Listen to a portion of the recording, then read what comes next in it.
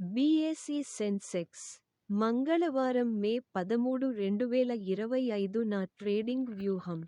నేను కొనుగోలు చేస్తాను. Long strategy. 82,500 కంటే ఎక్కువ కొనండి. మొదటి లక్ష్యం 82,900.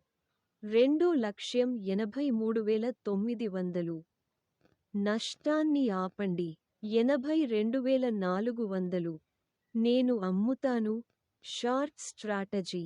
82,400 కంటే తక్కువ అమ్ముతాను.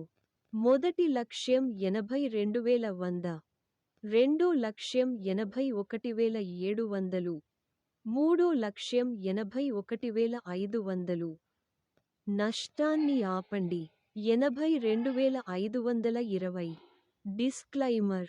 పైన పేర్కొన్న సమాచారం కొనుగోలు లేదా అమ్మకం సిఫార్సు కాదు.